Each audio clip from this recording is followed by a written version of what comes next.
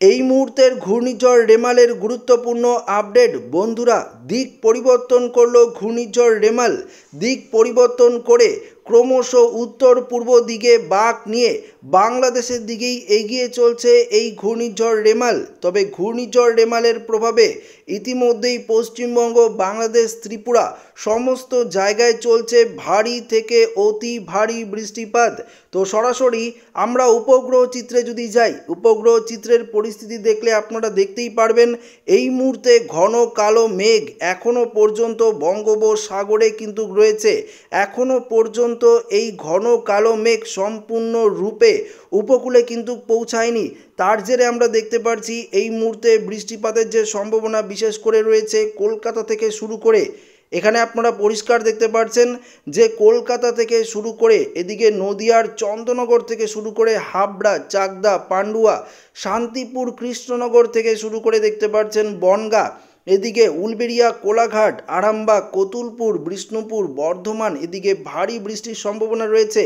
তবে পুরুলিয়া, বাঁকুড়ার দিকে একটা সেভাবে বৃষ্টিপাতের সম্ভাবনা নেই।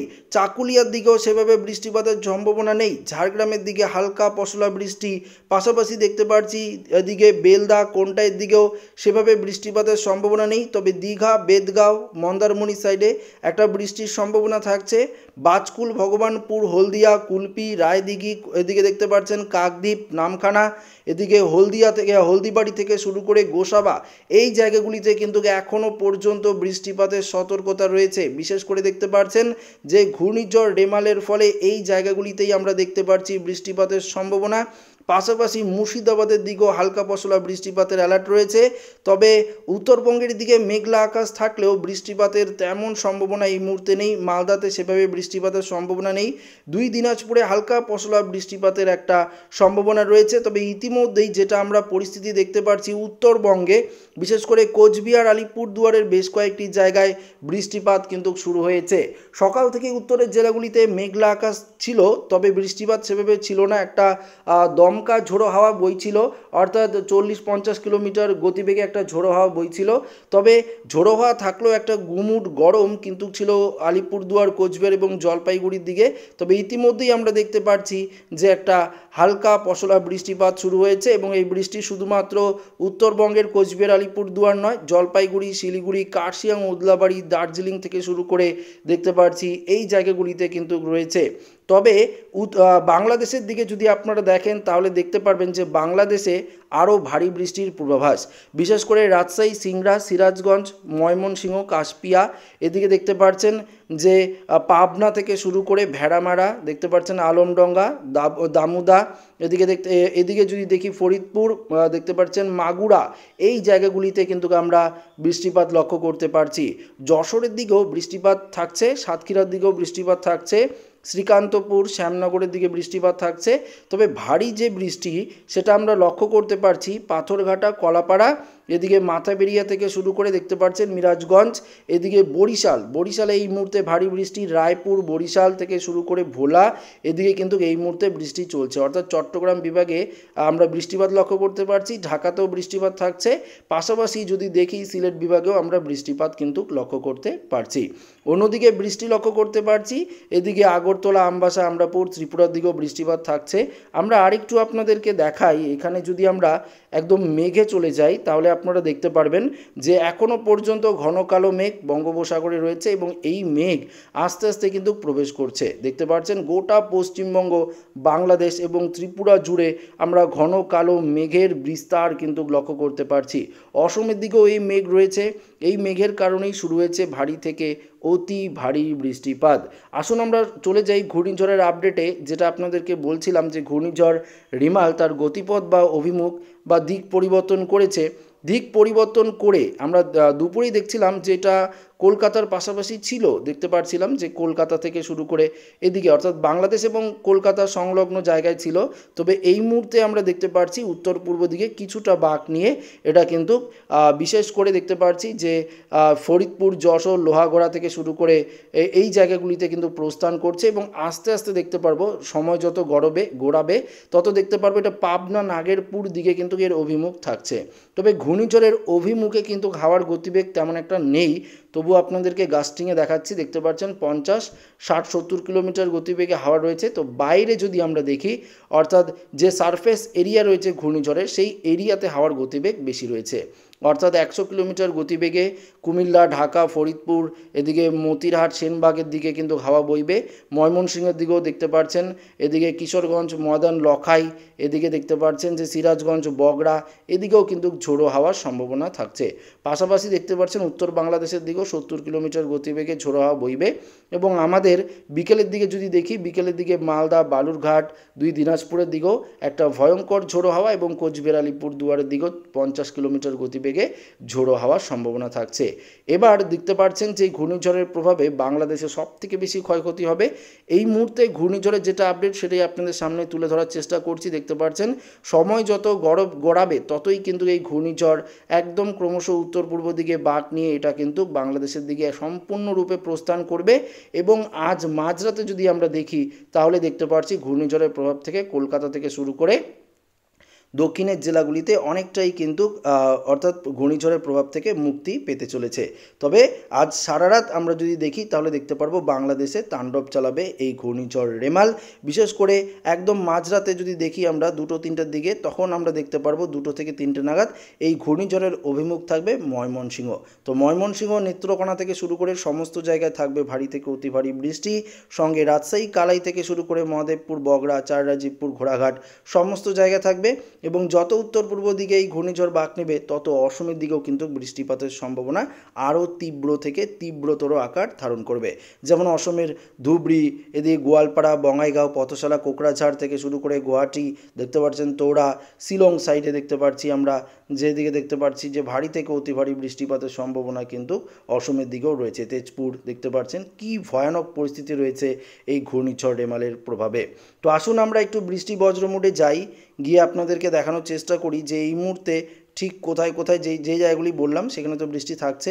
আবারও আপনাদেরকে জানিয়ে দিই, এই মুহূর্তে দেখতে পাচ্ছেন যে বিশেষ করে বৃষ্টিপাতের যে সম্ভাবনা, বেশি বৃষ্টিপাত সেটা হচ্ছে দক্ষিণ 24 পরগনার দিকে এবং সুন্দরবনের দিকে থাকছে। যে জায়গাগুলি বললাম কলকাতা, হাওড়া, হুগলি তো বটেই, নদিয়া, এদিকে দেখতে পাচ্ছেন নদিয়া থেকে শুরু করে বনগাঁ, এদিকে কৃষ্ণনগর, এই জায়গাগুলিতে তো থাকছেই। পাশাপাশি মুর্শিদাবাদের দিকে বৃষ্টিপাতের সম্ভাবনা, বীরভূম দিকে কিছুটা বৃষ্টিপাত, তবে আসানসোল, চিত্তরঞ্জনের দিকে মেঘলা আকাশ থাকলেও সেভাবে বৃষ্টিপাতের সম্ভাবনা নেই। পুরুলিয়ার দিকেও কিন্তু সেভাবে বৃষ্টিপাতের সম্ভাবনা নেই। এবং সরাসরি যদি আমরা দেখি গোয়ালতরের দিকে, ঝাড়গ্রাম, চাকুলিয়া, এদিকেও কিন্তু সেভাবে বৃষ্টিপাতের সম্ভাবনা নেই। তবে বাংলাদেশে চলছে ভারী থেকে অতি ভারী বৃষ্টিপাত। আমরা বৃষ্টিপাতের যদি আমরা মিলিমিটার দেখি তাহলে দেখতে পারবেন যে 65, এদিকে আমরা যদি দেখি তাহলে দেখতে পাচ্ছেন যে 60-65 মিলিমিটার পর্যন্ত বৃষ্টিপাতের সম্ভাবনা রয়েছে। বরিশাল থেকে শুরু করে ঢাকা, কুমিল্লা, এই জায়গাগুলিতে সবথেকে বেশি বৃষ্টিপাতের সম্ভাবনা। ময়মনসিংহ, এই জায়গাগুলিতে প্রায় বন্যার মতন পরিস্থিতি কিন্তু তৈরি হবে বাংলাদেশে। দেখতেই পারছেন এই ঘূর্ণিঝড় রিমাল কতটা ভয়াবহ রূপ ধারণ করতে পারে আপনারা নিজের চোখেই দেখতে পাচ্ছেন। অনেকেই আপনারা কমেন্টে জানাচ্ছিলেন যে ঘূর্ণিঝড় হয়তো শেষ হয়ে গেছে, ঘূর্ণিঝড় আর হবে না। তো বন্ধুরা এমনটা নয়, ঘূর্ণিঝড় কিন্তু এখনও পর্যন্ত রয়েছে। ঘূর্ণিঝড় এখনও পর্যন্ত নিম্নচাপেই পরিণত হয়নি, এটা আরও শক্তি ক্ষয় হবে। শক্তি ক্ষয় হয়ে হয়ে এটা আমরা দেখতে পাচ্ছি। আগামীকাল যদি দেখি নিম্নচাপে পরিণত হয় কিনা সেটা যদি দেখি, দেখতে পাচ্ছেন আগামীকাল যদি আমরা দেখি সকালের দিকে, তাও দেখতে পাচ্ছি এটা কিন্তু নিম্নচাপে পরিণত হচ্ছে না, তখনও কিন্তু সাইক্লোনিক সিস্টেমে পরিণত থাকছে। ঘন্টায় 90 কিলোমিটার গতিবেগে আগামীকাল সকালও চলবে এই ঘূর্ণিঝড়ের তাণ্ডব। তারপর দুপুর থেকে এটা কিন্তু একটা নিম্নচাপ বা ঘূর্ণাবর্ত রূপে প্রস্থান করবে। এবং 28 তারিখ যদি আমরা দেখি শেষ, অর্থাৎ এই ঘূর্ণিঝড় যে শেষ হচ্ছে সেটা কিন্তু অসমের দিকে গিয়ে এই ঘূর্ণিঝড়ের যে প্রভাব সেটা কিন্তু শেষ হবে।